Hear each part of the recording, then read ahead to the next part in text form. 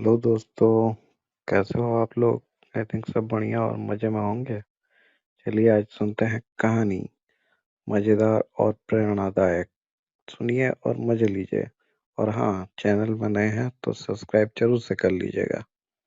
चतुर गीदड़ पंचतंत्र कहानी। बहुत पुरानी बात है। एक जंगल में एक गीदड़ रहता था जिसका नाम महाचतुर था। एक दिन वह जंगल में शिकार की तलाश में भटक रहा था। उसे बहुत जोरों की भूख लगी थी। तभी अचानक उसकी निगाह एक मृत हाथी पर पड़ी। गीदड़ मृत हाथी को देखकर बहुत खुश हुआ। उसने सोचा उसकी किस्मत बहुत अच्छी है जो इतना भोजन बड़ी ही आसानी से मिल गया। अब तो वह इसे कई दिनों तक खाएगा। गीदड़ ने हाथी को खाने के लिए उसकी चमड़ी में अपने दांत गड़ाने का बहुत प्रयत्न किया, परंतु हाथी की चमड़ी बहुत मोटी थी, इसलिए वह खाल नहीं उधेड़ सका। तभी अचानक वहां एक शेर आ गया। शेर को आया देखकर शुरू में तो गीदड़ डर गया, फिर शेर को नमस्कार कर गीदड़ बोला, आइए महाराज, मैं आपके लिए बहुत देर से इस मृत हाथी की रखवाली कर रहा हूँ। आप अपना भोजन स्वीकार कीजिए। गीदड़ की बात सुनकर शेर बोला, अरे गीदड़, मैं अपना शिकार खुद करता हूँ और दूसरे का किया हुआ शिकार मैं नहीं खाता। इस मृत हाथी को तू मेरी तरफ से भेंट समझ और इसे तू ही खा। शेर के जाते ही गीदड़ ने मृत हाथी को खाने का प्रयत्न किया ही था कि इतने में वहां एक बाघ आ गया। गीदड़ ने सोचा जैसे तैसे मैंने एक मुसीबत को यहाँ से दूर किया तो यह दूसरी मुसीबत आ गई। बाघ को दूर करने के लिए मुझे भेद नीति से काम लेना होगा। गीदड़ बाघ के पास गया और बोला, बाघ भाई साहब, इस हाथी को शेर ने मारा है और अभी वह नदी में नहाने के लिए गया है।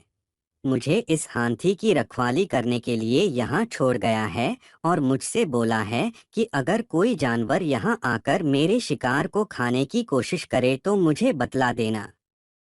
गीदड़ की बात सुनकर बाघ सोचने लगा कि एक शिकार के पीछे शेर से दुश्मनी अच्छी बात नहीं है। इतना सोचकर वह गीदड़ से बोला, अरे गीदड़, मैं तो यहाँ से जा रहा था, मेरा पेट पहले से भरा हुआ है। मुझे इस हाथी से कोई लेना देना नहीं है।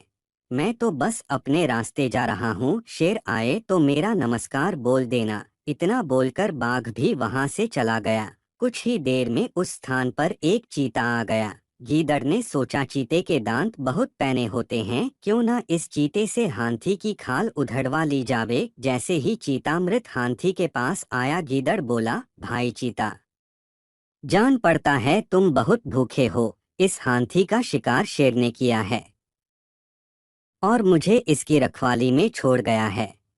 जब तक वह नहीं आता तब तक तुम इसका मांस खाकर अपनी भूख मिटा सकते हो। शेर का नाम सुनकर चीते की सिट्टी पिट्टी गम हो गई। चीता बोला, क्या बात करते हो गीदड़ भाई, इस हाथी का शिकार शेर ने किया है। अगर मैंने इसे खाया तो शेर मेरा भी शिकार कर लेगा। गीदड़ बोला, अरे नहीं, अभी तो शेर नहाने गया है, उसे आने में अभी बहुत समय है।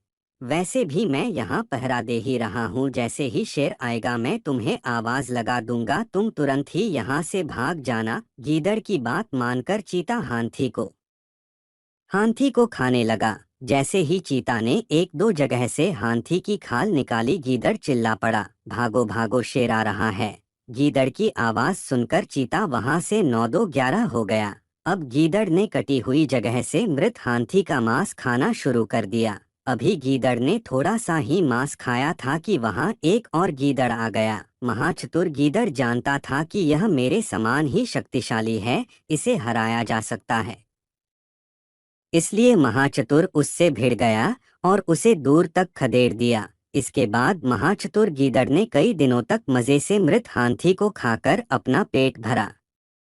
शिक्षा। पंचतंत्र की चतुर गीदड़ कहानी से हमें शिक्षा मिलती है कि अपने से बड़ों से नम्रता से, अधिक शक्तिशाली को फूट डालकर और समान बल वालों को वीरता से वश में करना चाहिए।